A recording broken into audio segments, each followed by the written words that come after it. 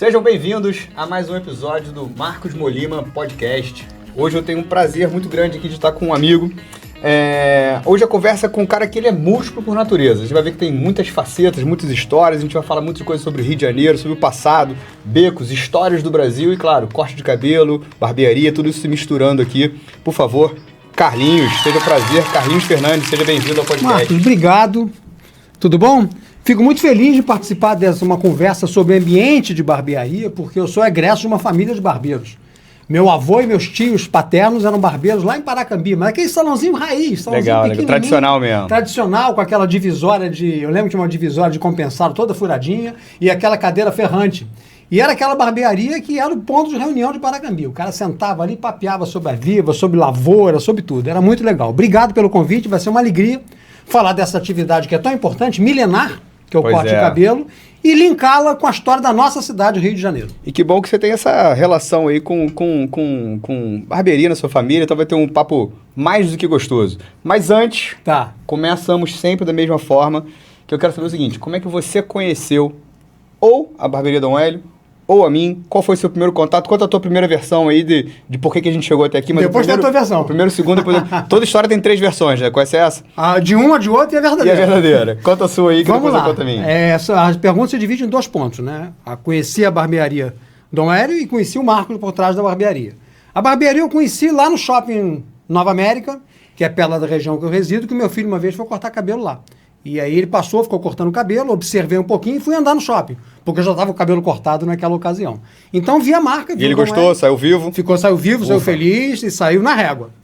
E aí eu conheci a marca Dom Hélio por aí. E conheci você por meio das redes sociais. Nós fizemos uma postagem recentemente, você interagiu com a postagem, nós começamos a conversar e eu percebi, por trás da Dom Hélio tinha um cara que era empreendedor, que era produtor de conteúdo também e que dava muitas histórias interessantes e estamos aqui para contar dessas histórias. Então essa é a minha versão. Dom Hélio do Shopping Nova América. Legal, Carlinhos. O meu, como eu te conheci, foi o seguinte, eu sou um cara curioso, eu gosto de, como eu chamo de cultura inútil. Exatamente. De fazer coisas de expressões, o que significa a expressão pé rapado, o que significa a expressão bunda mole, de onde que surgiu isso? Eu gosto dessas... Isso é uma delícia. Essas curiosidades. Lembra o Iberê? Sigo muito o Iberê. Eu lembro da Rádio Relógio Federal, cara. Cultura era certa. A tartaruga vive 300 anos. Você sabia? Pô, era sensacional aquilo. E eu gosto dessas curiosidades. Então, meu algoritmo do Instagram me mostra muito isso. E aí eu sigo o Tá Na Área lá do Thiago Gomide. Tá na história. Tá na história. Do Thiago Gomide. E vocês fizeram um vídeo juntos. Isso. Aí eu falei assim, cara, o Thiago Gomide é muito grande, né? Assim, Brasil todo. Sim. E vi que você começou a postar muitas coisas do Rio de Janeiro. Eu sou do Rio de Janeiro, eu adoro aquela história antiga ali do Rio. Passeador carioca, afinal de contas. E conhecendo o Instagram do seu. E falei assim, cara, aí foi o papo, então conhecemos ali, conhecendo o teu trabalho ali. E vamos falar sobre isso aqui agora, né? E a terceira versão? Aí a galera vai chegar à conclusão. Vamos lá. Então me diz uma coisa, tem muita coisa acontecendo juntos, trabalho, música, turismo. Quem é o Carlinhos? Quem é essa pessoa? Como é que a gente chegou até o Passeador Carioca? Me conta o que você faz, com seus dias a dias aí. Cara, o Passeador Carioca, na verdade, surgiu, eu diria, há mais de 50 anos. Porque quando eu era criança, eu tive a sorte, a bênção de ter um pai que era um passeador. Meu pai pegava os filhos para passear, nós tínhamos uma condição financeira bem restrita, a gente não tinha carro, não tinha casa própria, não tinha nem telefone em casa. Mas o meu pai tinha 3 filhos homens e ele nos levou para conhecer o Rio de Janeiro, de bonde na época, naquela barca Rio-Niterói, aquela barca grande. Tem muito, eu sou de Niterói, pô. Sim, mas agora é aquele catamarã, mas no tempo que era aquela barcona aberta, que vinha o vento no rosto. Dava pra ver golfinho e tudo, de bonde de Santa Teresa, então assim, dava pra ver golfinho. Agora tá voltando, viu? A Bahia tá ficando mais limpinha, tá voltando. Então assim, o passeio surgiu na nossa vida como atividade essencial da vida. Porque a gente não tinha muitas opções de lazer, até pela restrição financeira, e passear pela cidade era uma alegria, não só estar em família, como ver as coisas novas que aconteciam. Então, assim, cresci com esse vírus de passear no sangue. A vida foi andando, eu me formei em jornalismo e acabei juntando uma coisa com a outra, qual seja, os passeios com as narrativas acerca dos passeios. No tempo do Orkut ainda, olha só. Eu ia num lugar, fazia uma foto bacaninha e escrevia um texto explicando o que era aquele lugar. O pessoal começou a gostar, a coisa começou a se desenvolver, aí veio o Facebook, comecei a postar no Facebook, aliás, eu adoro o Facebook, porque lá você pode dar vazão a mais texto. Eu gosto muito de texto, gosto muito de contar a história com minúcias, com detalhes. Dá mais detalhes. Dá mais detalhes, é uma coisa que no Instagram nem sempre você consegue pelo dinamismo da própria plataforma. E aí, em 2018, surgiu o personagem do Passeador Carioca, que eu criei esse personagem, para não ser só o Carlinhos Fernandes passeando. O que é o passeador carioca? Que está aqui. O próprio logomarca já demonstra isso. É um tênis com vários atrativos da cidade. O prazer de conhecer a cidade a pé, de ver as texturas, de ver os lugares, sentir o cheiro dos ambientes. Então, desde 2018, eu faço esse trabalho, pelo qual me tornei também guia de turismo. Sou um guia de turismo profissional já há 3 anos. Porque assim, na vida da gente, certamente a tua história também é essa. Uma coisa vai puxando outra, uma coisa vai levando a outra, e quando você se descobre hoje, você percebe que há 3 anos atrás, 4 anos atrás, você não tinha muita noção de que estaria fazendo o que está fazendo agora. Perfeito. É uma sucessão de coisas, mas a ênfase é o seguinte... Uma evolução, né? Vai caminhando, vai caminhando. Mas a ênfase do trabalho do passeador carioca é curtir, é passear. Eu gosto de dizer o seguinte, a maioria de nós não tem grana para ir para Disney, para Paris ou para Bariloche, tantas vezes quanto gostaria. Mas a gente não precisa ficar no sofá de casa sábado vendo televisão. Pega o dinheirinho da passagem, ou a gratuidade, se você nem paga a passagem, coloca uma barra de cereal, uma bananinha na tua mochila para você não gastar dinheiro e vai passear. O Rio de Janeiro está cheio de atrativos para isso. Eu vejo que tem muita praça pública, muito estátua, muito que a gente passa no dia a dia e sequer sabe o que está passando ali. Você tem uma ideia, ali na Praça 15, você é de Niterói, tem origem em Niterói. Sim, sim. As pessoas vão e voltam pela Praça 15 em direção ao terminal de barcas. Passam pelo Paço Imperial e não sabem que naquela 7ª janela, virada para a Praça 15, contando da Praça 15 em direção a 1º de março, a 7ª janela é a janela do Fico, onde Dom Pedro I, na época não primeiro, Dom Pedro, príncipe regente, no dia 9 de janeiro de 1822, falou aquela primeira frase que ficou para a posteridade: se é para o bem de todos e a felicidade geral da nação, estou pronto, digam ao povo que fico. Foi naquela janela. E as pessoas passam por ali e não sabem o que aconteceu. Verdade. Isso. Passam pela estátua do general Osório, que fica ao lado, e não sabem que o general Osório foi um herói brasileiro na Guerra do Paraguai, no século XIX. Então, assim, é muito importante você conhecer a cidade. E para conhecer a cidade, basta ser, Marcos, curioso. Você passa em um lugar, você observa aquilo, você vai pesquisar depois, e hoje em dia tem muitas fontes de pesquisa gratuitas, e você consegue entender muito bem o que está acontecendo, porque a história que a cidade conta é a minha, é a sua, é a nossa história. Você falando da Praça 15, agora eu vou levar para o lado de Niterói, que tem a estátua do Araribóia ali do lado de lá. Em frente ao Rio. E ela tá olhando para o Rio de Janeiro, né? As pessoas tem até uma maldade aí que ele vira as costas para Niterói. Que Niterói é a nossa cidade sorriso, é sensacional. Ninguém pode virar as costas para ela. Mas é brincadeira sobre isso, que ele estaria, de fato, protegendo contra a invasão da Baía de Guanabara, né? Sim, foi isso que aconteceu. Na verdade, o Araribóia, ele foi um dos colaboradores na época da fundação do Rio de Janeiro. E não sei se é verdade, que eu vou falar agora. Tá, vamos lá. Mas, inclusive, a expressão carioca, falando da cultura inútil que eu falei que eu gostava no início... Inútil nada, essa cultura é ótima. Tem a ver com isso, né?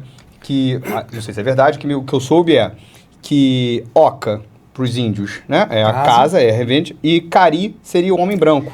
Então, dali, ele olharia e fazia carioca, lá é a casa do homem branco. Existe essa versão. Na verdade, o gentílico carioca que nos designa, nós que nascemos no Rio, por privilégio de ser carioca, e aqueles que vivem no Rio de Janeiro por adoção, o gentílico, ele surgiu, tem 3 versões para isso. Uma versão é essa, carioca, casa do branco, porque no comecinho do século XVI, no início da colonização, foi construída uma casa de pedra ali onde hoje é a Praia do Flamengo, e essa casa de pedra existiu durante mais de 100 anos, ela inclusive era usada como referência das 6 Marias que foram demarcadas por Estácio de Sá. Então, carioca seria casa do branco, essa é uma versão. A segunda versão é que o rio Carioca que passa ali tem um peixinho, tinha na época, né, chamado acari, ou cari, que era um peixinho cheio de cascas, é um peixe ósseo que tem umas placas na pele dele. E os indígenas teriam começado a identificar as placas daquele indígena com as armaduras que os portugueses usavam. Então, o carioca era por causa desse peixinho. Mas tem uma terceira versão que eu particularmente Toda história prefiro, tem 3 versões. Mas essa, a última eu deixei, que eu particularmente acredito que é a versão verdadeira. Que a moderna historiografia está registrando ela como a versão mais acreditada. É que ali, onde é a Praia do Flamengo, a Glória, existia uma grande aldeia chamada Carioque, desde tempos imemoriais. Os indígenas tupinambás estão no Rio de Janeiro, na região do Rio de Janeiro, desde por volta do ano 500 da Era Cristã, do ano 1000 da Era Cristã.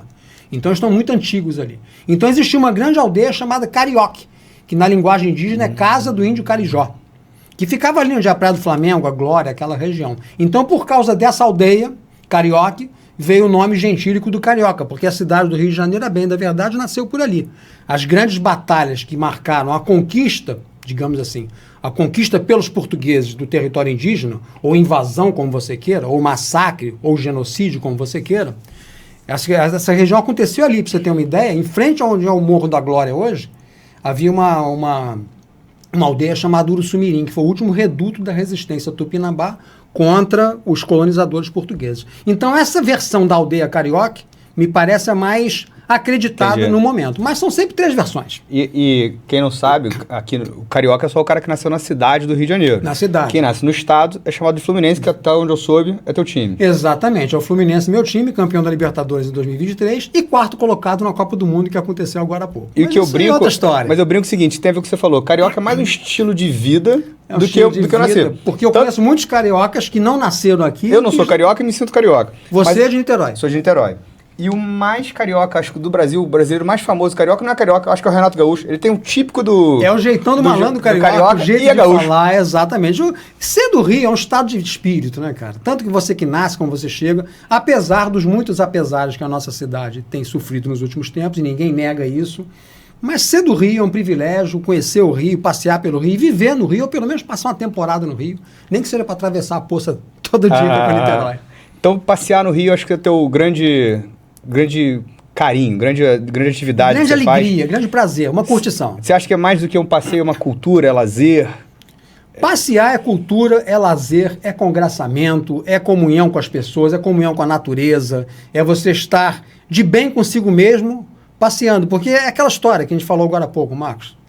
Se você não se policiar, a vida contemporânea ela é muito restritiva. Você tem muita rede social que te toma muito tempo, você muitas vezes está na sua casa, a própria violência da cidade, a própria hostilidade de certos ambientes da cidade restringe muitas pessoas. Mas eu costumo dizer, tanto nos guiamentos que eu faço, como nas redes sociais, que o Rio de Janeiro, em determinados locais, determinados horários, ele é muito amistoso. Se você for no centro da cidade, qualquer dia de semana de manhã, se você for na Zona Sul, num sábado, para passear, para ir na praia, é muito difícil você ter uma ocorrência. Então, assim, não se restringam, passeiem pela cidade. A cidade é acolhedora. Aproveitando esse assunto, quais lugares do Rio de Janeiro que você mais gosta de passear, você mais gosta de explorar, mais gosta de mostrar para os teus clientes, teus guiados? Como é que você chama vamos dizer isso? que amigos, passeadores. Passeadores. Olha, eu sou do bairro do Flamengo. Fui nascido e criado lá nos anos 60 e 70, na época que o Flamengo... Olha o Flamengo aí, ó. Eu estou falando do bairro, não estou falando do time, porque eu já falei do time agora há pouco. O time campeão da Copa Libertadores de 23.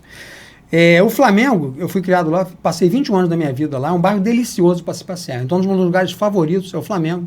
Santa Teresa também é um lugar muito legal para se passear. Paquetá, que é um bairro insular do Rio de Janeiro, mas o centro do Rio de Janeiro, ele particularmente me atrai muito, Marcos, porque a história do Brasil, a história do Rio, a história de Portugal aconteceu ali também. Porque você sabe, o Paço Imperial, durante os primeiros anos do século XIX, ele recebeu não só o governo do Brasil, como o governo de Portugal. Quando Dom João atravessou o oceano e veio para cá em 1808, a família se hospedou ali em primeiro momento, até depois ir para o Palácio da Quinta, e a sede do governo do Reino Unido, do Brasil, Portugal e Algarve ficava na nossa Praça 15. Então é um lugar muito cheio de história. E tem os cantos e recantos ali na Praça 15, como o Arco do Teles, são baratos. E tem o Beco dos Barbeiros, que é um lugar maravilhoso para se passear, que tem muita história. Cara, já que você puxou esse assunto, vou pegar um pouco mais desse... Falemos de Barbeiros. Beco dos Barbeiros aqui.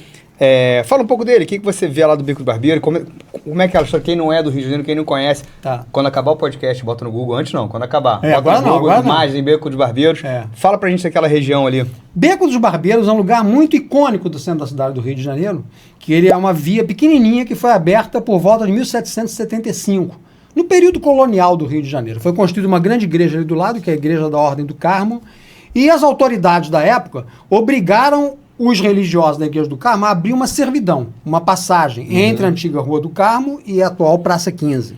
Então se abriu essa viela, que é uma viela que tem assim um aspecto bem antigo, tem uma canaleta no meio. Essa canaleta talvez seja a maior curiosidade do Beco dos Barbeiros. Essa canaleta é sensacional, cara, porque assim, como era uma região muito central, ficava do lado do Palácio dos Vice-Reis na época, do século XVIII, e também do Paço Real e Paço Imperial já no século XIX, ela começou a atrair comerciantes de várias atividades. Até hoje tem comércio lá, tem a Costela do Beco, que é uma delícia ali. Mas uma das atividades que se concentraram no Beco dos Barbeiros, daí o nome, é nos barbeiros de antigamente. Agora, barbeiros de antigamente era um capítulo à parte.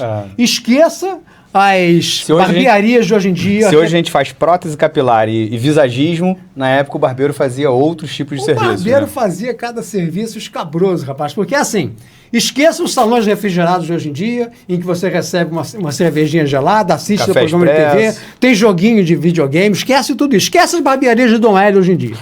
No Rio Colonial, no Rio Imperial, cortava-se cabelo na rua, meu amigo. O pessoal colocava os banquinhos ali e praticava o seu ofício de barbeiro. Mas o barbeiro ia muito além de cortar cabelo e barba.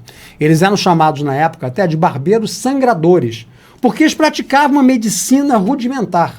E geralmente eram negros livres ou negros escravizados que faziam essa tarefa.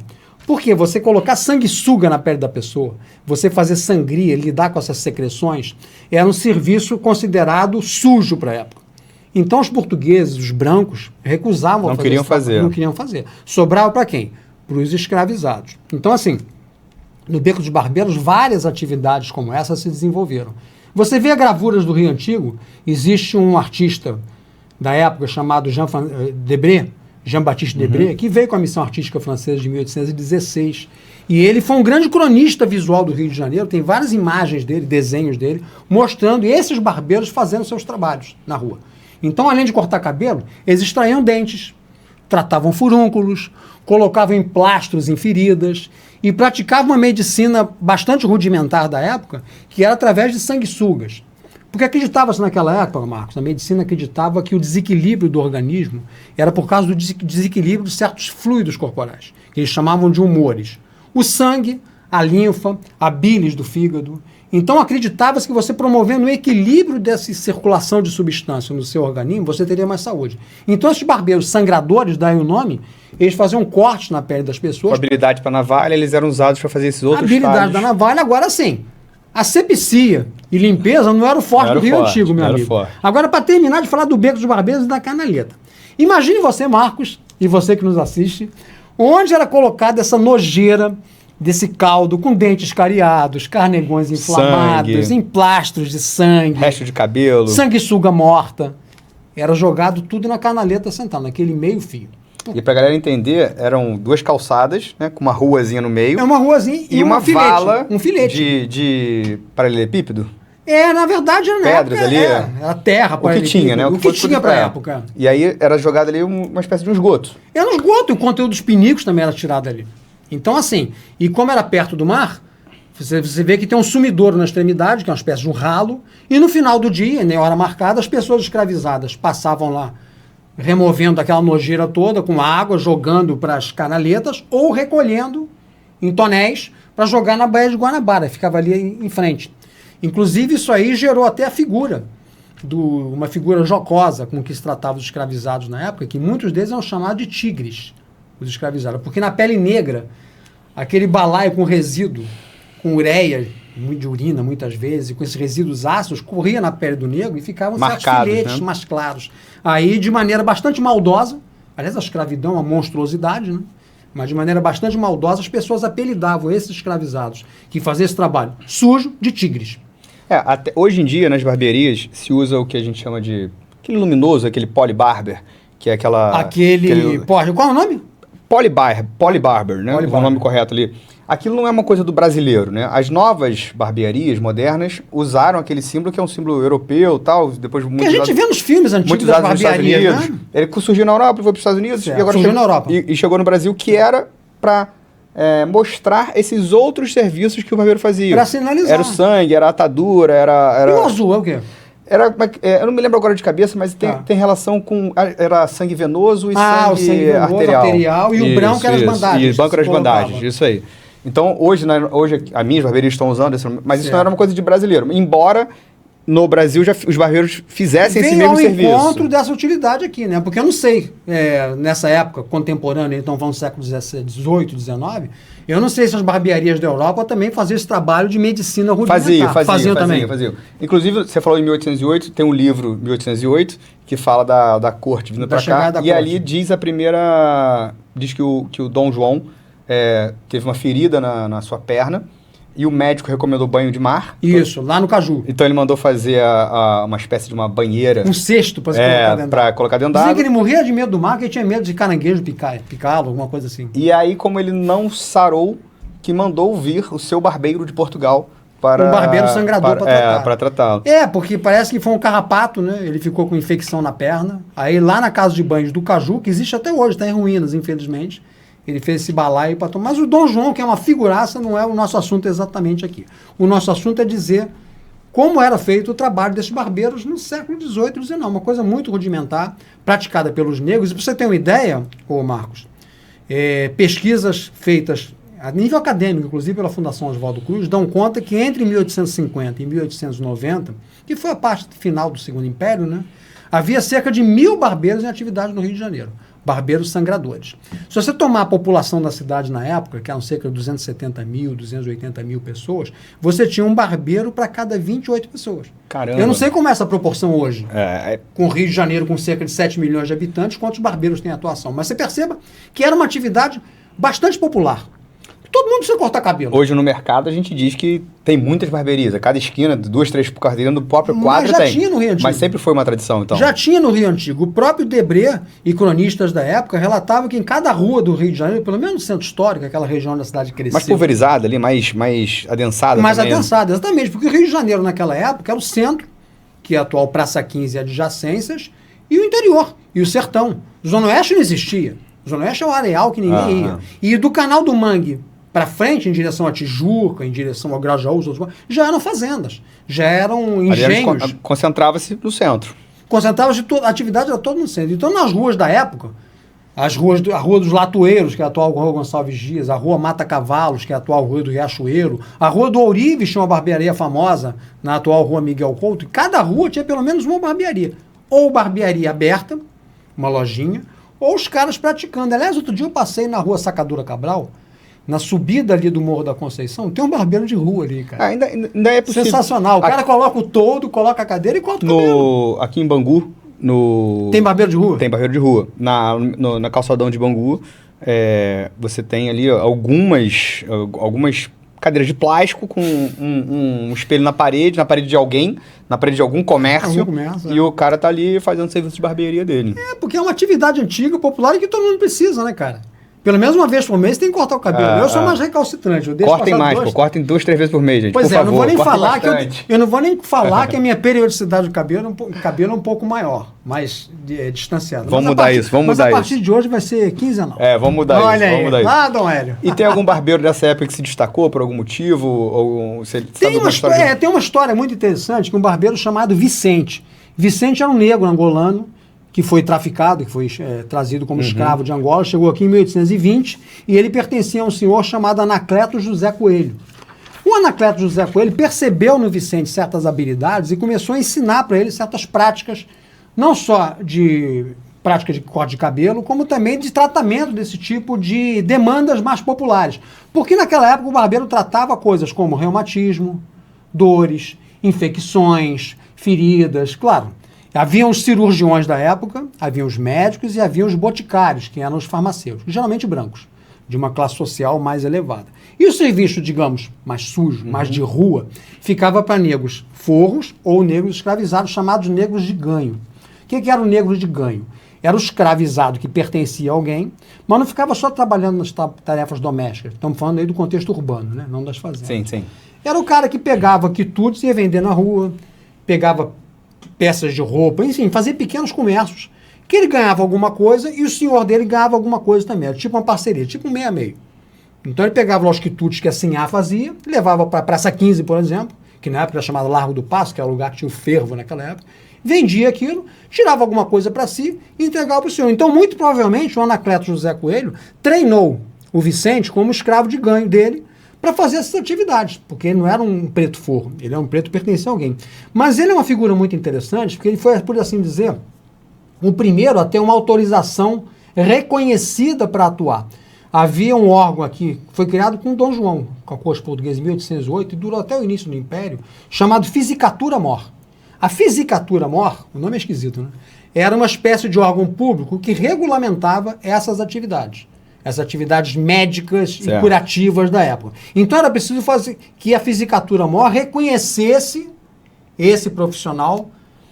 Não era uma coisa tão formal como hoje em dia. Sim, mas uma espécie de uma chancela Mas tinha ali. que ter uma chancela, não era qualquer um que podia, porque o cara podia cortar uma artéria e o sujeito morrer. Afinal de contas, você está lidando com saúde, né? Então tinha alguns cuidados com quem ia praticar esse serviço. Pois bem, o Vicente, treinado pelo seu Anacleto José Coelho, ele submeteu-se até a um teste.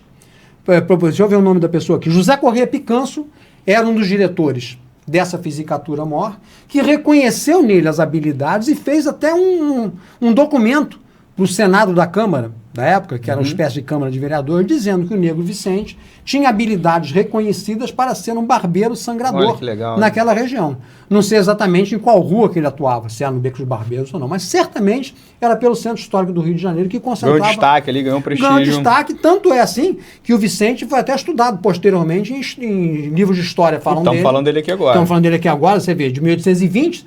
Tem 205 anos que aconteceu. Então foi uma figura marcante. Mas assim como o Vicente, tinha muita gente que tirava o seu sustento e que não só tirava o seu sustento, Marcos, prestava serviço às pessoas.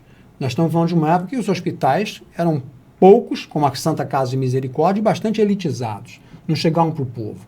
Então as pessoas comuns do povo, não estou nem falando dos escravizados agora, estou falando de pessoas que viviam ali, que eram comerciantes, trabalhadores, donas de casa, tinham seus problemas, tinham seus furúnculos, tinham suas erisipelas, e não ia ter acesso aos hospitais. Então procurava esses profissionais de rua, os barbeiros sangradores, que prestavam um enorme serviço no Rio Colonial e no Rio Imperial, como os nossos barbeiros hoje prestam um enorme serviço.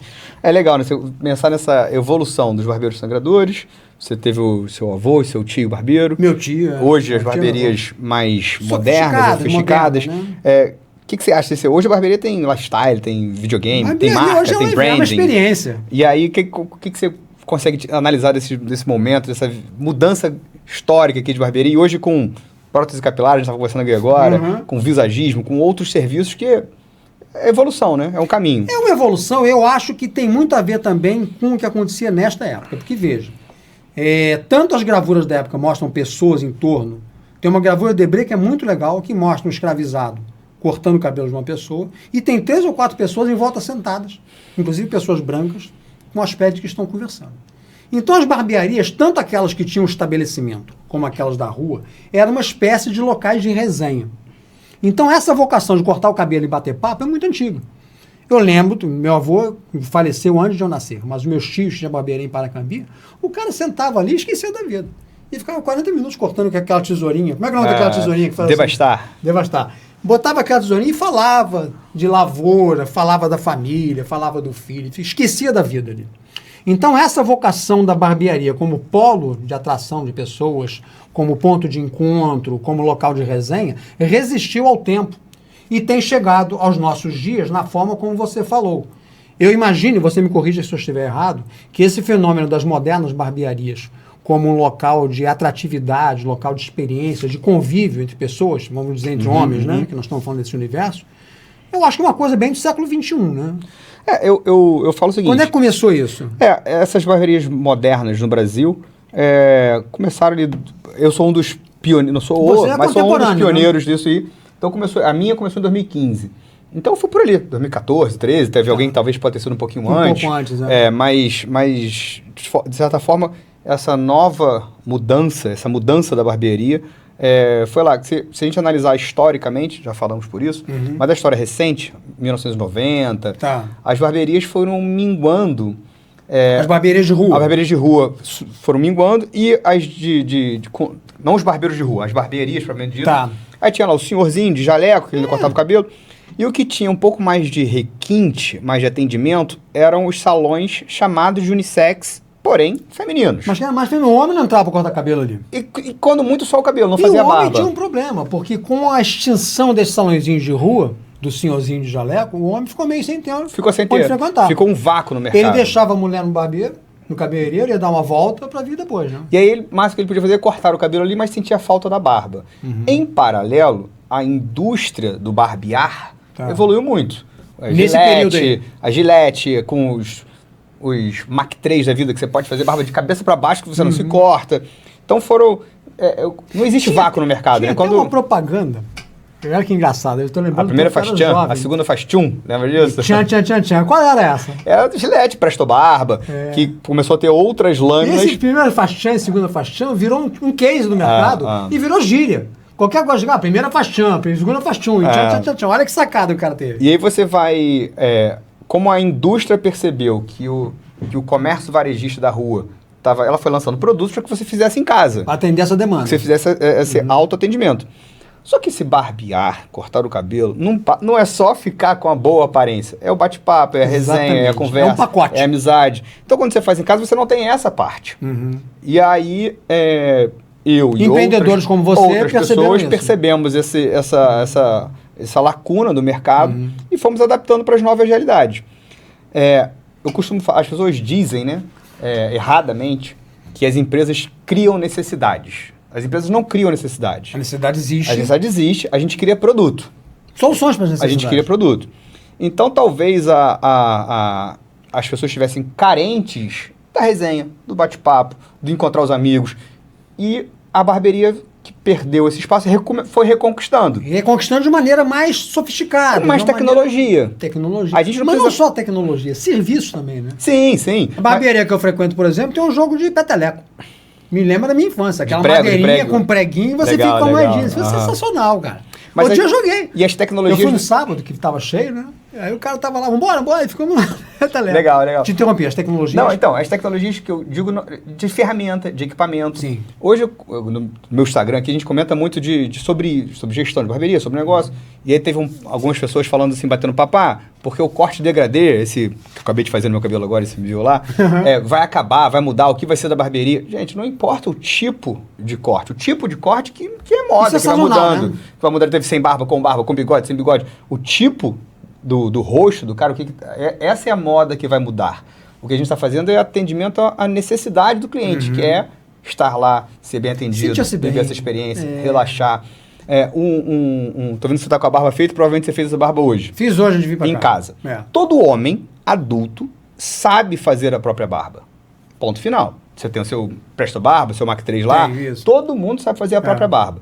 Então, o que leva um cara a sair da casa dele, pagar para um barbeiro fazer o que ele consegue fazer em casa de graça. E gastar talvez 30 minutos da sua vida lá, 40 minutos Então não é apenas o barbeiro, porque você sabe fazer em casa. Ele está indo pelo extra. Tem muito mais coisa a ouvir. Então, voltando à pergunta que deu origem a essa conversa toda, eu vejo com muito bons olhos a criação de espaços como esse de convivência, porque isso vem ao encontro do que nós falamos agora, das pessoas saírem de casa, de não ficar em casa cortar cabelo é mais difícil, né?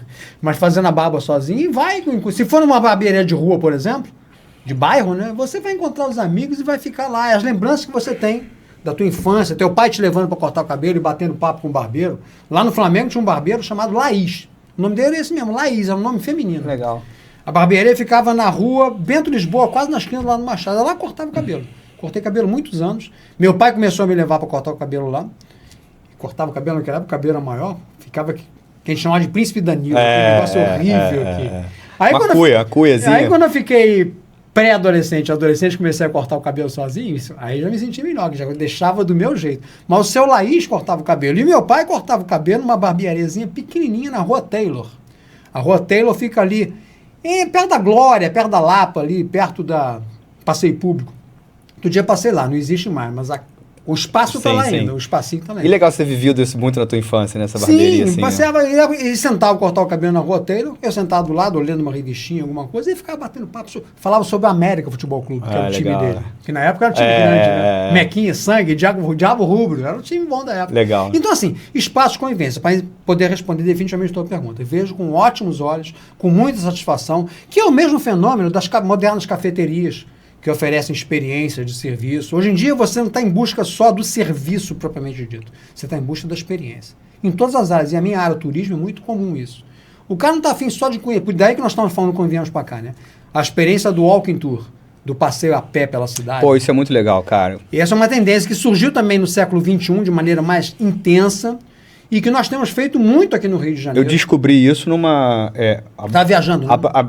O projeto da barbearia da UEL foi lapidado quando eu estava fazendo mestrado em Portugal, na Universidade Católica do Porto, lá em Portugal. Então eu tinha essa vontade de abrir uma barbearia e lapidei o projeto quando estava lá. E eu brinco com meus amigos portugueses, vão ficar com raiva de mim. Falo assim, o bom de Portugal é que é pertinho da Europa.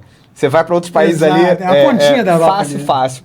E como é que eu ia conhecer? Às vezes você tinha um final de semana, um dia. Um dia livre, né? E como é que você vai conhecer aquele lugar? E eu descobri o que chamado de Free Walking Tour. Lá o pessoal anda com guarda-chuvinha. Um guarda-sol, Free Walking Tour. Aí você encontra na praça tal, você se tal agrega hora, no meio do caminho. Tem um guia que vai fazer o passeio andando pelos locais. Geralmente é curtinho, 1 km quadrado, 2 km. E aí eu imagino, estou conjecturando, como visão de negócio, estou conjecturando aqui, ele parava num bar, numa padaria, e esses caras eram parceiros deles, deviam dar uma comissão, e todo mundo fazia a maior questão de comprar, compre café naquela ali. Todo mundo ia lá porque entendia que... E o guia já sabe que o serviço é aceitável, o serviço honesto. E no final, quanto é que você paga o cara? Se você quiser, você dá uma gorjeta, e todo mundo dava, isso é muito comum. Muito gostoso. Isso é muito comum, a gente tem feito muito isso aqui no Rio, basicamente pelaquela região que eu te falei, mas Santa Teresa também, vários bairros. É assim, é a experiência de conhecer a cidade a pé. É a experiência de você, voltando ao que a gente falou, né? Não ter só o serviço, ter a experiência. O convívio naquele grupo ali. Você conhece pessoas de outros países que você não está vendo. O convívio na barbearia. Você chega, falando do universo masculino, né? Os homens são um pouco mais fechados para puxar assunto, né? Para quebrar o gelo. A mulher já conversa mais. Então você chega na barbearia, tá ali 3, 4 caras mais ou menos da tua idade. Pô, o jogo de ontem, cara. Pois é, Fluminense deu mole, Flamengo deu mole. Já começa a conversa. Isso é ótimo. Flamengo não dá mole não, pô. Flamengo tá bem, né? Atualmente tá chegando na final da Libertadores. Eu, como carioca, torço por todos os times do Rio. Eu também sou esse. Eu não tenho esse negócio. Eu sou Flamengo em primeiro, depois os outros do Rio. Torci muito o Botafogo ganhar a Libertadores de 24, porque você tá enaltecendo o futebol do Rio de Janeiro. Quero que todo mundo seja disputado. Que é o que, quando eu era criança, o futebol do Rio era o futebol do Brasil. Eu vejo, as pessoas comparam muito com o futebol europeu. Eu não assisto futebol europeu, então não acompanho, só vejo Flamengo. Tá. Mas eu acho ruim ser como é na Espanha. Quem vai ganhar o Campeonato Espanhol esse ano? Ou Barcelona ou Real Madrid. E ano que vem? Ou Real Madrid ou Barcelona. E depois? Ou Real Madrid ou Barcelona. Já tá assim há 50 anos. O cara tem 70 títulos. Cara, no Brasil, quem mais tem título brasileiro tem 8. Então, 7, né? Tem aquele maroto de 87, né? E aí, bem, 8, vai lá. Você vê que é muito mais disputado. Então isso é muito mais divertido. Eu busco... Claro que eu quero que o meu ganhe. Sim. Mas quero que ganhe de pessoas que tenham capacidade. Eu gosto quando algum time do Rio ganha. Porque você está valorizando não só o futebol carioca, como valorizar a cidade do Rio de Janeiro. É um sentimento quase nativista que eu tenho. No bom sentido, claro. Sem nenhum tipo... Por exemplo, tem cidades no Brasil que são maravilhosas. Eu adoro Tiradentes, em Minas Gerais, por exemplo. São cidades que você vai... sensacionais. Niterói mesmo, uma cidade muito legal para se passear. Você tem Curitiba. Então, assim, o Brasil tem muitos atrativos. Mas eu falo do Rio de Janeiro porque é a cidade que eu nasci, há 58 anos atrás, a cidade que eu vivi, que eu construí historicamente, família, carreira. Né? E é a cidade, né? Então, assim, mas você tem muitas coisas para fazer no Rio de Janeiro, em grandes cidades, em pequenas cidades. Lá em Tiradentes mesmo tem um walking tour maravilhoso. Eu fui uma vez com um cara, o cara vai... E é uma experiência de convívio, de conversa, enfim. A barbearia... Tanto a barbearia pequenininha do Seu Laís, lá do bairro do Flamengo, como a Dom L, grandes estabelecimentos do gênero, tem o mesmo espírito. Você sabe que eu só cortei cabelo em 3 barbearias na minha vida. Eu também sou bastante fiel. Quando eu nasci, né? Aí seu pai te levava. Meu avô, Hélio. Dom Hélio. Meu avô, Nossas Hélio, saudações a Dom Hélio. Que me levava na minha barbearia do colega dele, chamado Zezinho.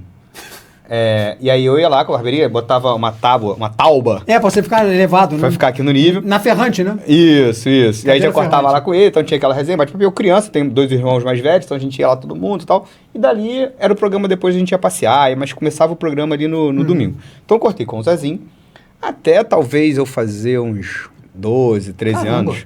Que o pré-adolescente ali acha que é adulto. Aí você quer cortar por sua conta. Quer fazer por conta própria. Exatamente. Hoje, se eu pudesse voltar no tempo, eu falava assim, vai mais um pouco com o vovô, mais um pouco com o vovô. Pois é. Mas bom, saí do Zezinho e fui cortar com o Léo. Tá. Também em Niterói. Também em Niterói. A gente se chama, um chama o outro de calopsita. Porque tinha um Tupete? cabelinho da moda do Beckham, que era um cortezinho o assim. E eu pedia pra fazer. Aí ele falou, tu vai ficar igual um calopsita, porra. E aí... Eu lembro desse corte, cara. Hoje em dia ninguém usa mais, né? Depois do Léo, eu abri a barbearia Dom Hélio. Tá. Então eu só cortei cabelo nesses 3 lugares. Dom Hélio foi 2015? 2015. Até hoje eu sou muito amigo do Léo. Léo, um abraço. Quem me segue nas redes sociais, ó o bizu agora, hein? No TikTok, eu só sigo uma única pessoa no TikTok. Marcos.molima. Só sigo uma única pessoa. É o Léo, esse barbeiro que eu tô falando aqui. Vou a Niterói, ele conhece minhas famílias, eu vou lá e corto cabelo com ele quando tô lá. Tenho ido menos em Niterói porque a vida tá mais corrida, mas toda vez que eu vou lá, mando mensagem, bato um papo, passo lá, recomendo meus amigos que lá. É um cliente fidelizado. Faz essa é amigo. Porque eu não vou lá pra fazer a barba. Eu vou lá pra ver o cara, pô. A barba você faz em casa. Eu vou lá pra ver o cara. Eu vou lá pra bater um papo, pra curtir, pra saber das novidades, pra encontrar outros amigos. Porque quando eu cortava lá direto, os meus amigos que ainda estão morando lá estão indo lá também. Ô, Marcos, é uma atividade comunitária, né? Cortar o cabelo. É como ir ao restaurante. Você não vai só pra comer, você vai pra resenha, pro bate-papo. E assim, o Rio de Janeiro tinha muitos lugares nesse período que nós estamos falando colonial e imperial, onde era resenha. Quer ver um lugar que era muito resenha na época? Os oratórios. Na segunda metade do século XVIII, o Rio de Janeiro e o Brasil eram governados pelo tempo dos vice-reis. E os vice-reis, o Conde dos Arcos, o Marquês do Lavradio, eles investiram muito em colocar oratórios pela cidade do Rio de Janeiro. Uma afirmação da fé católica e uma afirmação também do poderio da coroa portuguesa. Então havia oratórios em vários lugares do Rio. E o oratório daquela época, você não tinha luz em casa, né? Não tinha luz elétrica, era só vela, lampião, lá o que fosse. Não tinha internet, muito menos, e televisão. iPhone. Então o que o pessoal fazia? Tinha a reza, geralmente, das 6 horas, né, da Ave Maria, o pessoal se reunia em frente ao oratório, fazia suas preces, fazia suas orações e ficava ali até a hora de dormir. É um ponto de encontro de resenha. Só tem um oratório que restou no Rio de Janeiro desse período, que fica na Rua do Carmo, ali atrás da Igreja do Carmo, pertinho da Praça 15, foi restaurado recentemente. É um oratório dedicado a Nossa Senhora da Boa Esperança. Então ali, porque era o único lugar que tinha luz pública, não tinha iluminação na época. Então uma pessoa, quando fazia 6 horas da tarde, perto da noite, né? A imagem do santinho ficava lá em cima, a pessoa subia, acendia uma lâmpada de óleo de baleia e iluminava aquele trecho da rua. Era ali que as pessoas se encontravam. Então, assim, as barbearias, os oratórios daquela época eram os pontos de encontro. Hoje em dia são lugares da comunidade ali. Lugares de comunidade. A vida em comunidade é essencial para uma cidade. Ainda, você sabe me dizer se tem alguma barbearia que ficou famosa ou que ainda existe? Rapaz, eu pesquisei isso, eu não consegui encontrar o nome de uma barbearia propriamente dita. É, porque eu vejo que o mercado, alguns comércios fazem parte de lugares turísticos. Sim, comércios antigos. Ali mesmo na Praça 15 tem a tabacaria africana, que fica do lado do Arco do Teles, que é de 1856. E às vezes nem precisa ser tão antigo. O Boteco Belmonte também hoje é um ponto turístico do Rio de Janeiro. Atrativo. E não é um negócio secular. Não é um negócio... Já tem uns 30 anos. Um negócio jovem. Mas a barbearia não conseguiu fazer esse vínculo, né? Não conseguiu fazer essa... Pois é, por que não fez? Pois é, não sei. Talvez por falta de tradição. Porque, como você falou agora há pouco, como muitos estabelecimentos são bastante modernos, perderam um pouco esse link com a história. Não é aquela barbearia que está ali há 50 anos. São barbearias novas. Mas eu acredito, como carioca, como guia de turismo, isso que eu estou falando para você. Ainda que não seja um lugar com 100 anos de história, com 50 anos de história, você acabou de dar o exemplo do Belmonte, né? Não é tão antigo assim. Mas se torna um local de parada, um local de encontro. Tomando o exemplo da tabacaria africana. Quando eu estou fazendo walking tours por ali, eu sempre paro na frente, que é um lugar que aqueles homens se reúnem para fumar charuto, é um lugar de degustação de charutos.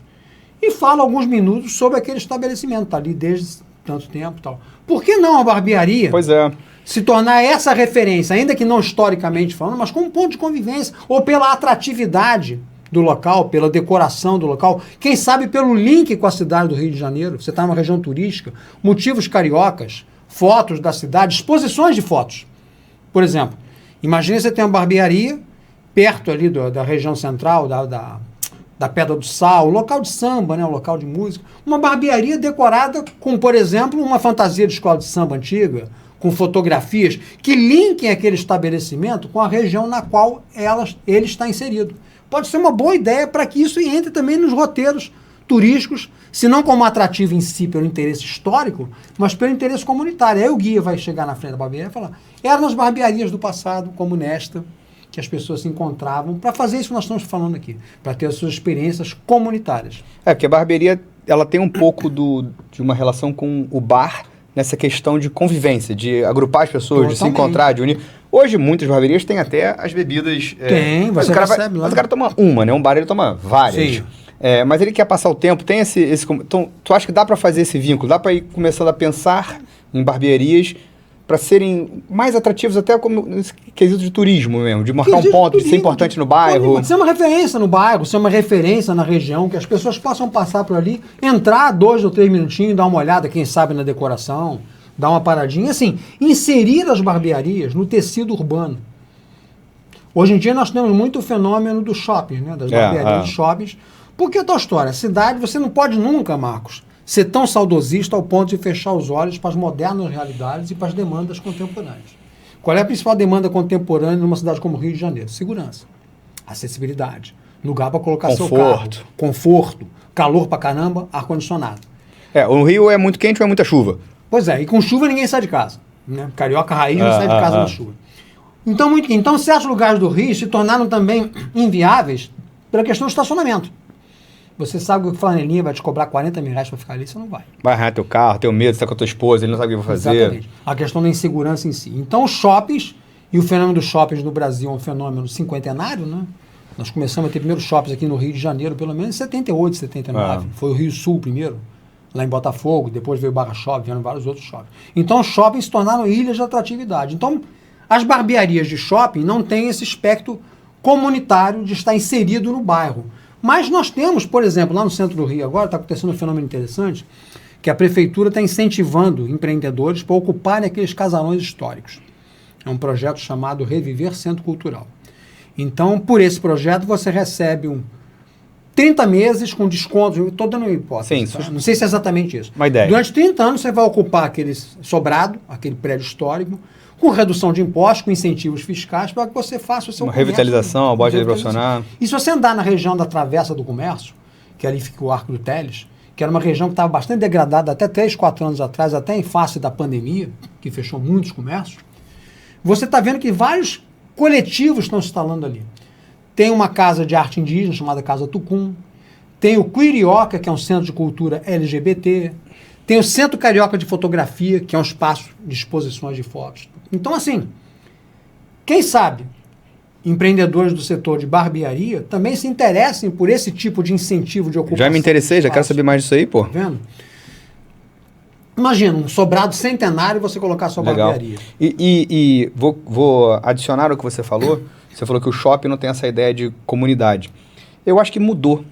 Porque se a gente parar na expressão shopping center, centro de compras, traduzindo. Isso. O americano, que foi quem inventou o shopping center, não chama mais o shopping center de shopping center, ele chama de mall. Porque não é mais o lugar que você vai para fazer compras. O shopping virou a extensão do bairro. Você vê, de fato, você vê as pessoas andando pelo shopping, poucas estão carregando sacola. Você vai para ir no médico, você vai para ir no costureiro, você vai para ir no barbeiro, você vai para ir jantar, você vai para passear. Né? Você vai pela segurança, pelo calor, pelo conforto, o shopping acaba vivendo o teu habitual, o teu bairro ali que você fazia. Sistema em torno daquilo ali, né? E você agora já tem... A gente tá aqui num shopping, onde eu já tenho barbearia há 10 anos. Um cliente meu que tinha 4, 5 anos, ele continua vindo aqui, ele já tem 14, 15 anos. Então a minha barbearia já faz parte da vida dele. Você está tendo essa experiência comunitária na tua barbearia? Tenho. Eu tenho envolvendo as pessoas do entorno. As famílias, os amigos. Os trabalhadores locais. A gente não é ainda, se Deus quiser, vamos virar um ponto turístico. Mas já é um ponto de encontro de família. Entendi. Talvez até pela razão de ser da Dom Hélio. Barbearia mais familiar, homenagem ao avô, a gente tem muito atendimento infantil, a gente faz atendimento atípico. Então a gente agrega muitas famílias dentro da nossa barbearia. Minha barbearia não é um comércio onde algumas mulheres não gostam de entrar. Porque, vai lá, esse ambiente é muito masculino pra você. O homem corta o cabelo, a mulher fica circulando. A minha não é esse padrão, a minha é que a família toda tá ali dentro. Então a gente acaba gerando esse vínculo, gerando essa amizade. A gente dá uma bebida para cada cliente que for. Uma cortesia. Uma cortesia. E, geralmente, o adulto é cerveja ou café. E para criança a gente dá um suco ou um todinho. Tá. Mas a cerveja que sai é muito pouca. É mesmo, eu achei que era cerveja. Nem 30% dos meus clientes pegam uma cerveja. Porque o cara tá com a família, ele tá com o filho, ele tá passeando, ele não vai tomar uma. Não é aquilo ali que ele quer. Ele quer o todinho sai muito, o café sai muito. Porque estamos fazendo esse ambiente de descontração de família. O cara não quer tomar uma cerveja, a esposa dele não vai tomar, ele não tá no bar. Depois ele vai pro bar. Depois ele vai pro bar. Mas aqui ele tá vivendo esse... Então eu acho que...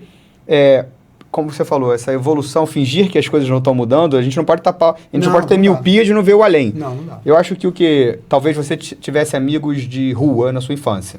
Total. Eu tive pouco, não tive tanto não, tive pouco. Eu não sou do tempo o meu filho vai ter amigo de condomínio. É verdade.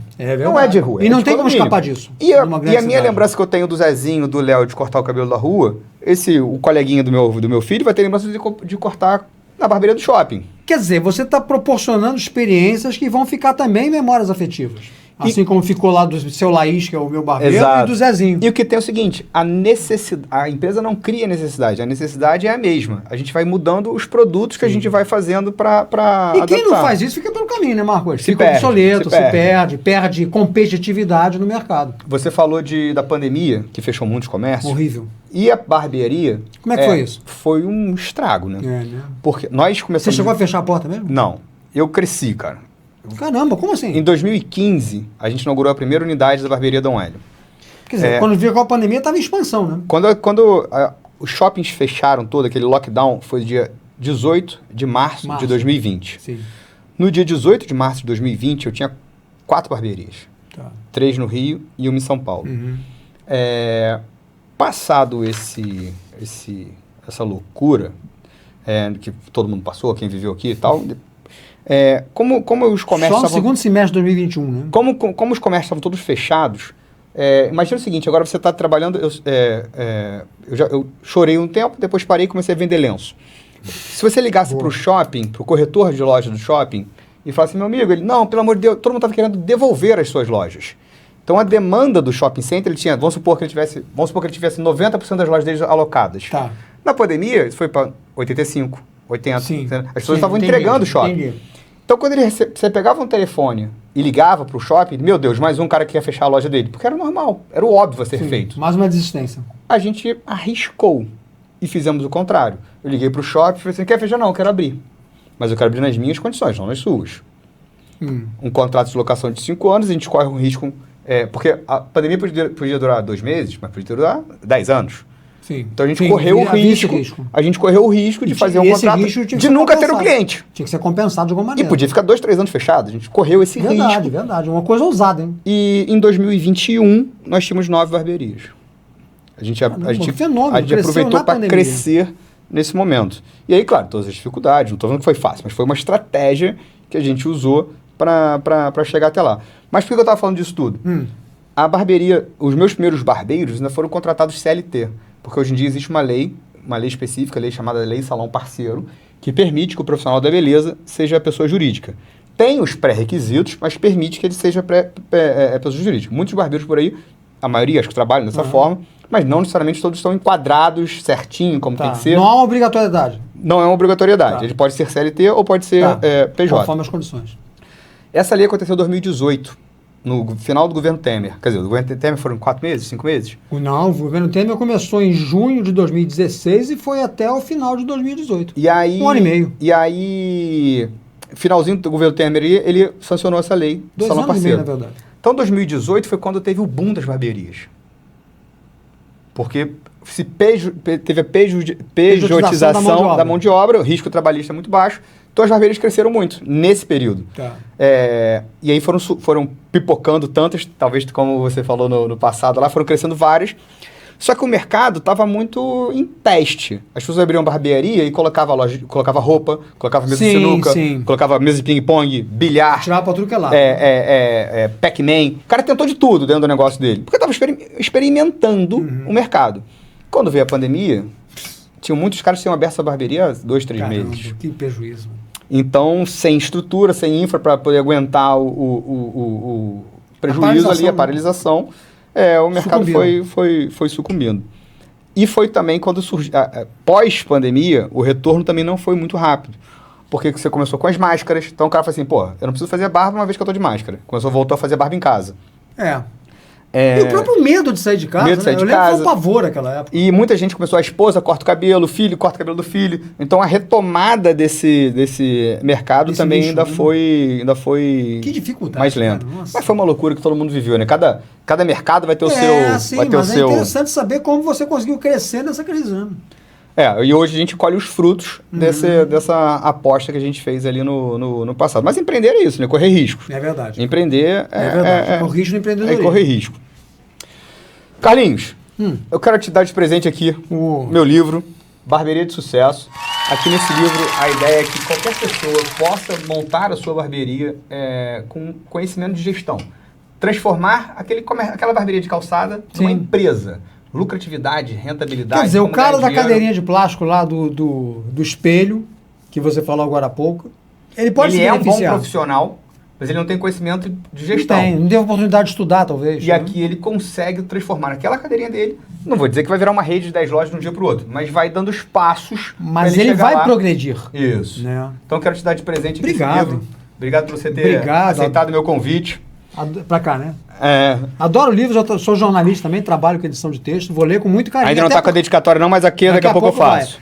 Vou ler com muito carinho, até porque me atrai muito essa questão do empreendedorismo, das pessoas superarem a si mesmos e encontrarem novos caminhos.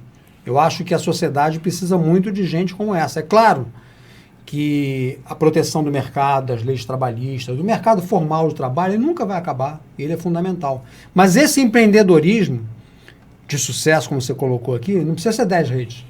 Não precisa ter uma rede com 10. Pode ser uma. Mas é aquilo. Você vai estar dando um ganho enorme para o cara que sai da cadeirinha de plástico e tem suas melhorar a qualidade de vida dele, da família dele, do entorno, dos vizinhos, dos amigos. Até dos comércios o comércio ao lado vai ser beneficiado. É uma corrente positiva. Porque esse cara que vai abrir a barbeariazinha dele vai começar a atrair serviços conexos. E a gente comentou que o universo da barbearia, ele é muito vasto, né? Tem muitas capilaridades, muitos barbeiros, mas ele é muito sozinho.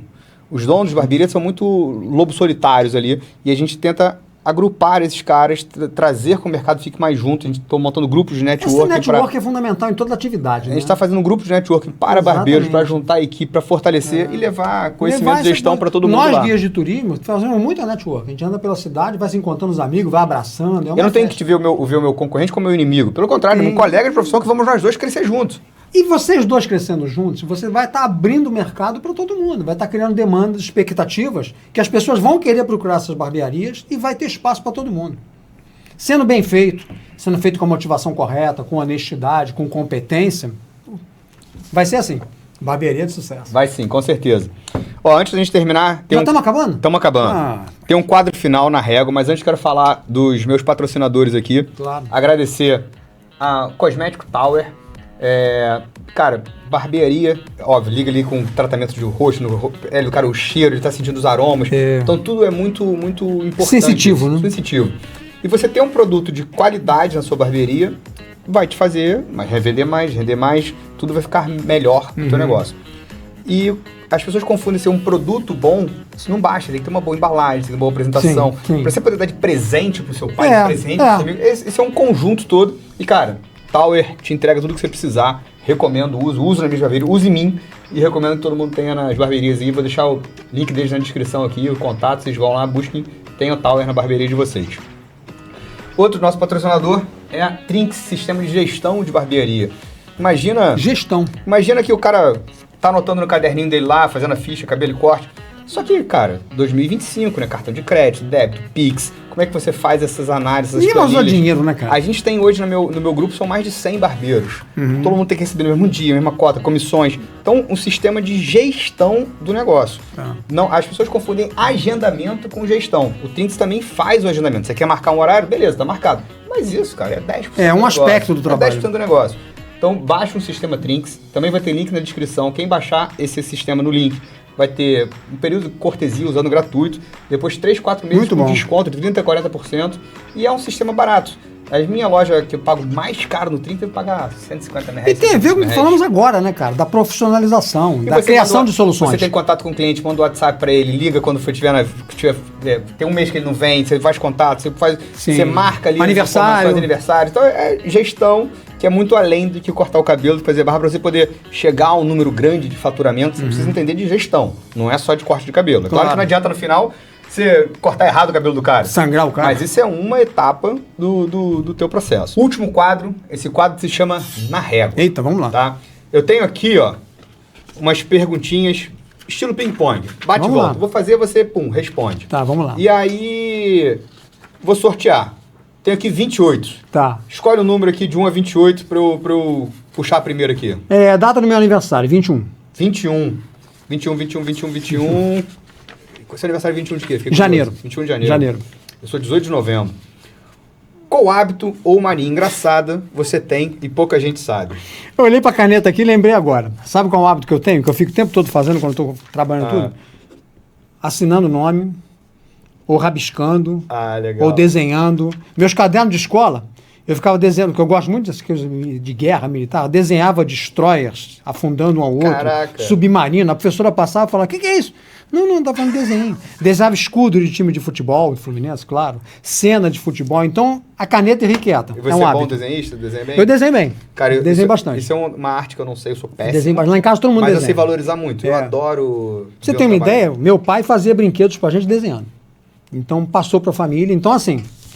É porque eu tava ligado aqui em você, mas se tivesse uma coisa, uma aula, alguma telefone, coisa, alguma eu coisa estaria assim, desenhando, fazendo assinatura, é uma mania. Eu gosto de ficar com a caneta na mão, eu falei que sem caneta eu sou É, muito- pois é, E eu você- fico assim, girando ela na mão. Um amigo meu, baterista, que fazia Ele com a roda na baqueta na mão, é. Guilherme Santana tá morando nos Estados Unidos agora, mas eu ficava... Ele me ensinou isso e eu... É. Virou um hábito meu. Você ficar toca girando. também? Não. Nas horas vagas eu arranho na guitarra lá. Não.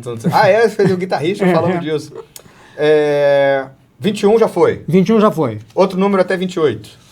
Deixa eu ver um número que tem algum significado. Vai lá, 12. 12. 12. Qual foi a gafe que você já... mais engraçado que você já cometeu com passeador, com cliente, atendendo alguém? A pior gafe para um guia de turismo é você errar a informação, né? Você dá a informação errada. Uma vez eu estava na Igreja Santa Cruz dos Militares, que é uma igreja histórica aí da Rua 1º de Março, e estava falando sobre as ordens religiosas que formaram a igreja, e falei Ordem do Cruzeiro quando era a Ordem de Santa Cruz, completamente errado. E isso é a pior parte que tem, né? Quando alguém te corrige. O problema não é errar, o problema é alguém perceber, O problema é né? alguém perceber. Porque quando você está falando para leigos, é claro que você tem que ter o apuro técnico o tempo todo. Claro. Mas você fica assim, você está lidando com leigos. Então você não vai usar uma linguagem acadêmica. Né? Então aqui da ordem de... Aquela insígnia que está naquele lado é da ordem de Santa Cruz e tal. Aí o cara, enfim, não, ordem do Cruzeiro. Aí você cata os cacos rapidinho e fala, sim, mas do Cruzeiro, mas do lado, bem do lado tá outro. É que antes... Você tenta consertar, né? Então são essas gafas que acontecem no dia a dia. É igual brincadeira de escola, né? De colégio, assim, faz a pergunta pro professor, o professor, boa pergunta, semana que vem quem trouxer Exatamente. a resposta... Nós que somos guias, a gente tem uma prática que quando a gente vai ou no museu ou numa rua, as ruas agora tem placas com os nomes das personalidades que aconteceram. Então você chega um pouquinho antes, já dá uma lida, se alguém perguntar, você já sabe. Você não finge que sabia. Mais uma. Número baixo, vamos lá, número 4. 4. Qual é a melhor hora do dia para se ir numa barbearia? De manhã, de tarde, Eu de noite? Como é que gosto você de fazer costuma as coisas de manhã. Eu sou muito matinal. Eu gosto de acordar às Também 6 horas da sabia. manhã e fazer as coisas, porque eu acho que o dia está começando, está naquela energia, mas, embora eu goste da barbearia de manhã, até porque meu horário de trabalho, eu também trabalho na justiça, né? Permite um pouco mais de flexibilidade na parte da manhã. Então eu gosto de manhã. Mas eu entendo, aí já entra aquela questão que nós falamos sobre a modernização da vida. Eu entendo que o horário do fim do dia, do começo da noite, é o horário mais viável para as pessoas. É academia também. Eu gosto de ir para academia de manhã bem cedo, 6, 7 horas. Os equipamentos estão vazios, né? Você fica tranquilo. Mas às vezes a vida não te permite. Você tem que ir de noite, tem que disputar a tapa os aparelhos que tem lá. Fica a dica aí que eu não canso de dar no meu Instagram pro pessoal. Se diferenciar na barbearia, não precisa inventar a roda, não precisa fazer uma outra a coisa. roda já está inventada. É Aumente verdade. o seu horário de atendimento. Eu fico aberto até as 10 da noite. Porque o cliente Precisa disso. Ele abre mais cedo, veja um horário de funcionamento. Eu também sou um cara muito da manhã.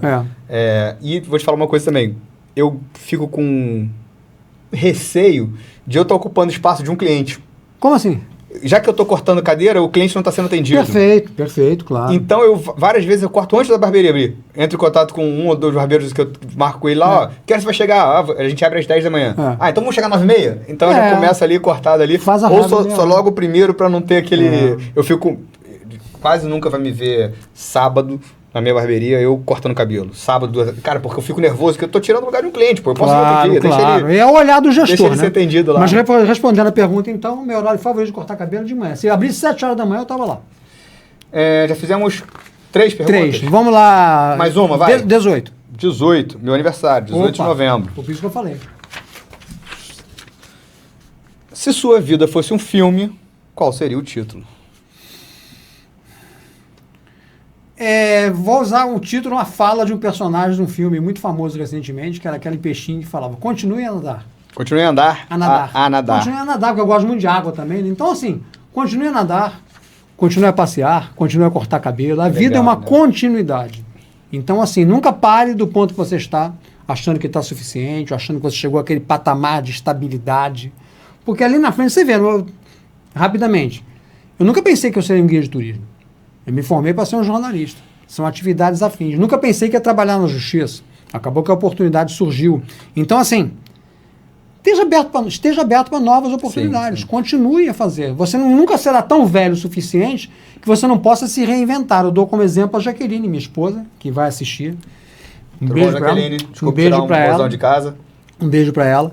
Ela se aposentou em 2017, ela também era do serviço público, e se reinventou. Ela sempre gostou muito de arte, né, de pintura. A minha sogra, a mãe dela, também pinta bastante. E ela resolveu criar um curso de arte comunitário na igreja que nós frequentamos, chamado Palavra com Arte. Qual é a ideia? Convivência. A ideia não é você chegar lá, Marco, fazer o teu produto e levar para casa, para dizer que fez produção. Uhum. A ideia é você ficar um mês inteiro pintando, e fazendo detalhezinho e conversando com as pessoas. Para você ter uma ideia, se comunicar. Esse curso é aberto à comunidade onde a igreja fica, lá no Meier, e muitas pessoas da comunidade, tem senhoras, tá? Uma senhora com câncer, uma outra que estava com problemas em casa, problemas com o marido. Elas se ressignificaram nesse tipo de atividade. Ocupou a mente e deu um sentido. E deu um sentido. Então essa pessoa vai chegar em casa de noite, depois de 3 ou 4 aulas, e mostrar para os filhos e para o marido: olha o que eu fiz. Fui eu que fiz. O ganho disso para a autoestima da pessoa é muito grande. Então, assim, continue a nadar. Continue abrindo novas oportunidades para a sua vida. Como aquele peixinho lá do Procurando Nemo falava. Continue a nadar. Pra gente fechar, a última, escolhe um número. 23. Se é que tem 23 aí. Tem 23. Vai. E eu adoro essa pergunta, não sei se você vai se encaixar. Vamos ver. Qual foi a compra mais inútil que você fez? Eu comprei um triciclo recentemente. Sempre tem uma compra inútil, né? Pois é. Pela minha deficiência visual, que eu tenho visão monocular, eu tenho uma dificuldade de equilíbrio. Então eu não consigo andar de bicicleta sem cair. A visão monocular, ela tira de você o senso de profundidade, exatamente. Então, como eu queria andar de bicicleta, eu comprei um triciclo, mas não um triciclo elétrico, um triciclo manual, analógico. Pedal. Que vem com aquela... uma cestinha. Eu conheço. Que as senhoras botar umas comprinhas ali. Eu achei que eu ia pedalar com aquilo pela orla inteira. Lá na Barra, no Flamengo. Só que o troço é um trambolho, rapaz. Pesado. É pesado. Aí você vai. Eu adoro pedalar. Pois é. Aí chegava naquela faixa da orla, o pessoal atrás buzinando de bicicleta. E eu só fazia assim, ó. Porque o troço é pesado. Já não pedalo naquele negócio há mais de um ano, cara. Então foi uma compra inútil que eu comprei achando que ia dar certo. Mas a gente sempre acha que vai dar certo, né? A maioria das vezes a gente tem a motivação correta, mas a realidade mostra que não é bem aquilo. Carlinhos. Acho que foi isso. Ou um passeador carioca? Eu gosto muito do passeador carioca. Eu acho que sintetiza o que eu sou. Um carioca que gosta de passear. Obrigado. Eu curti demais, cara. Bom demais. Não dá pra renovar, não? Mais uma hora? Daqui a pouco a gente faz mais um. Mais uma hora? A gente conta a mesma história de novo. Contrata o pessoal aí pra mais uma hora. Amigo, muito obrigado. Obrigado de coração. Eu fico felicíssimo. Vamos fazer mais papo, vamos bater mais papo sobre isso. E desejo de coração que Deus abençoe o seu trabalho, que frutifique o trabalho das suas mãos, que você seja um empreendedor bem-sucedido, que gera emprego, que gera renda para a cidade, que você que nos acompanha encontre espaço na sua vida para que você possa fazer coisas que te realizem. Se não financeiramente necessariamente, mas alguma coisa que você chegue no fim do dia, olhe para o espelho e fala: pô, hoje o dia valeu a pena, hoje foi legal. É bom, né? Cortei aquele cabelo. Você me contou agora há pouco do caso de uma senhora que tinha alopecia, né? Que estava com problema da sua dificuldade, colocou prótese. Então, assim, por mais que esse trabalho seja remunerado, e é justo que seja remunerado, é trabalho. Mas existe o lado... Mas e o lado empírico disso? Prazeroso. Você imaginar que essa senhora vai chegar na casa dela, na festa dela, e vai se sentir bem. Posso contar um caso de 30 segundos para acabar? Não, de 30 não, conta de 2 horas. Não, então beleza, então vamos sentar aqui. Pede mais água aí, pessoal. Eu estava na igreja dos Capuchinhos, que fica na Tijuca, Basílica de São Sebastião, fica, não sei se você conhece, na Rua Doc Lobo. A igreja dos Capuchinhos é uma igreja que tem uma atratividade histórica imensa, porque lá dentro estão o túmulo de Estácio de Sá, que foi o fundador do Rio de Janeiro, a lápide de fundação da cidade do Rio de Janeiro, que foi fundada em 1º de março de 1565, às margens do Pão de Açúcar. O marco original está lá. E a primeira imagem de São Sebastião que veio com os portugueses. Então, são objetos do século XVI que tem a ver com a gênese do Rio, com o nascimento da cidade. Eu, quando vou fazer meu trabalho, eu monto o tripé, coloco o celular ou a câmera e fico lá para tirar foto do passeador carioca. Aliás, acompanho o passeador carioca, não só no Instagram. Vai estar na descrição também. Não só no Instagram, como no Facebook também. E coloquei o tripé e estava fazendo a foto. Eu notei que tinha um senhorzinho, um tiozinho do lado assim. Aí ele olhou assim, eu falei: fica à vontade, que eu acho que ele queria olhar, depois eu tiro. Aí ele olhou pra minha cara e falou assim: você não é aquele desbravador carioca? Aí eu falei: eu até sou desbravador, mas o nome certo é passeador. Aí comecei a conversar com ele, resenha. Aí fiquei descobrindo que o nome dele era Wilson, ter 82 anos, tinha na época, né? Agora seriam 84, e aposentado do Banco do Brasil. Então é uma pessoa de classe média, mora na Praça Afonso Pena, que é um lugar bom. Então é uma pessoa que tem acessos, né? A lazer, se quiser, a viagem, a passeio. Sabe o que ele me falou, Marcos? Eu achei sensacional isso. Tem a ver com a prótese que você fez para a sua cliente. Ele falou, sabe, meu filho, chamou até do meu filho. Eu estava na fase da minha vida, meus filhos já cresceram, eu moro sozinho, acho. Não sei com quem ele mora, não lembro com quem ele mora. E eu já estava naquela da violência da cidade, com medo de sair de casa. Mas eu comecei a ver a sua página, eu comecei a ter vontade de sair. Fazer o programa que você estava fazendo. E a Praça Afonso Pena é bem perto da Igreja dos Capuchinhos, uns 500 metros. Ele foi a pé lá, porque eu tinha poucas semanas antes colocado, ele falou, nunca tinha vindo aqui. Aí ele falou assim, de um jeito tão tocante, que legal, né? tão emocionante, que eu falei, cara, o passeador carioca existe para isso. Pro Wilson sair da frente da televisão, do jogo de futebol, que é super legal, mas ele tem saúde, ele consegue andar ainda, ele tem autonomia. Então, assim, pessoas como a sua cliente, que você fez um trabalho profissional e remunerado, mas que você emprestou qualidade de vida para ela. Pessoas como o seu Wilson, que, graças ao meu modesto trabalho, que na rede social é um trabalho amador ainda, né? Encontrou um pouco mais de motivo para sair de casa e para viver, Marcos. É muito gostoso. Porque se você fica em casa, você... a cidade é violenta. É verdade. Mas tão perigoso quanto a cidade, você ficar em casa e, assim, desenvolvendo patologias emocionais pelo isolamento, por não ver pessoas. Então, assim, aquela do Wilson, que foi lá no começo, passeador carioca, me deu a certeza que eu estava no caminho certo. Cara, eu compartilho disso, porque meu Instagram, meu trabalho na internet tem menos de tem um ano agora, fez um ano em setembro. E eu recebo esses feedbacks. Cara, essa me ajudou com isso, me ajudou com aquilo, me ajudou com isso. E é muito prazeroso. Isso, cara, vai muito além do dinheiro. É muito prazeroso. Vai muito além. É claro que a remuneração é fundamental. Mas todo mundo trabalha para ganhar dinheiro, lógico. Mas vai muito além. É como eu faço o guiamento, que também é remunerado, é profissional. Aí, para voltar ao assunto do começo da nossa conversa. Um cara de Niterói, que estava no guiamento comigo ali pelo Centro Histórico, Walking Tour. Eu contei essa história do Paço Imperial. E ele falou, eu passo aqui há 30 anos, indo e voltando. Eu não sabia que o dia do fico tinha sido naquela janela. Então, assim, ele não vai esquecer daquele dia. Então, você está colocando um pouco de você nas pessoas. Isso é tão maravilhoso, isso é divino até. E a gente, quando viaja, procura o turismo, mas na tua cidade você acaba não procurando e não descobre. Se não dá para ir para Paris, para Nova York, para Milão, cara, vai em Paquetá. Passa um dia em Paquetá, para não gastar dinheiro. Vai no centro do Rio. Leva uma mochilinha. Anda de VLT. VLT é um passeaço. Sensacional, adoro. Bonde de Santa Teresa, cara. Vai subindo para aquelas ruazinhas. E pessoas até de mais idade nem pagam passagem, é tudo na gratuidade. Então, assim, não há motivos para você deixar de passear, assim como não há motivo para você deixar de cortar o cabelo. Carlinhos, passeador, muito obrigado. Marcos Dom Hélio, muito obrigado pelo convite. Links todos voltam na descrição. Prazer enorme falar com vocês. Não perca sempre conteúdo aqui no Instagram e no TikTok. Um abraço. Cara. Uma alegria, gente. Passear e viver. Tchau, tchau.